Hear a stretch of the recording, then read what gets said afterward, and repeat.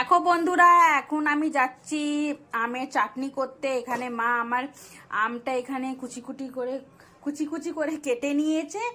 আর তারপরে এখানে দেখো আমি একটু কাজু নিয়ে এসেছি, তারপরে এখানে একটু মেথি নিয়ে এসেছি, আর এখানে একটু কিশমিশ আছে।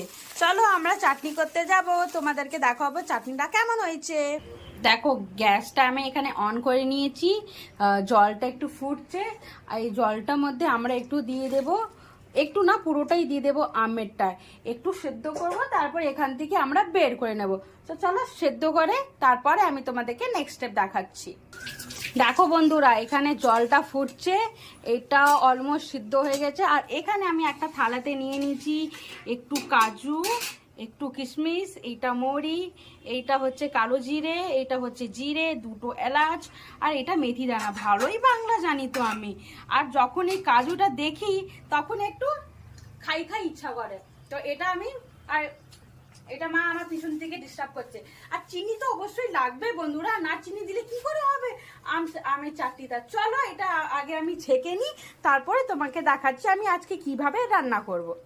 দেখো বন্ধুরা, আবার আমি কড়াইটা গ্যাসে বসিয়ে দিয়েছি, এর মধ্যে দেব একটু আমি সাদা তেল। দেখো সাদা তেলটা গরম হয়ে গেছে, তারপরে আমি একটা দিয়ে দেব লঙ্কা। বেশি ঝাল আমি খেতে পছন্দ করি না। তারপরে দেব এক একটা, যেখানে আমি এগুলো যেটা রেখেছি সব এক একটা করে এর মধ্যে দিয়ে দেব। তো এখানে আমি আগে দিয়ে দিচ্ছি একটু মৌরি, গ্যাসের ফ্লেমটা একটু কম করে দেব। তারপরে দিয়ে দেব একটু কালো জিরে, আর একটু দিয়ে দেব জিরে, জিরে গোটে, একটু দিয়ে দেবো মেথি দানা, একটু এগুলো সব চটকিয়ে যাবে। তারপরে কাজু কিশমিশটা একটু পরে দিচ্ছি।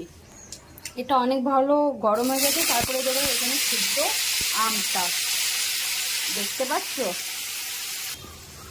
এটা আমি দিয়ে দিচ্ছি, এটা আমি 5 মিনিট বা 10 মিনিট এরকমই স্লো ফ্লেমে একটু এটা ইয়ে করব, তোমার সিদ্ধ করব। আর এখানে দুটো যেটা এলাচ ছিল এটা একটু থেতো করে এখানে দিয়ে দিচ্ছি।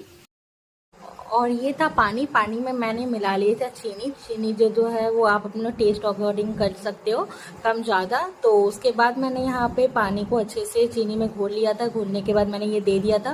उसके बाद स्लो फ्लेम पे इसको कंटिन्यू मैं इसको चला रही थी। चलाने के बाद ये ऑलमोस्ट हो गया था।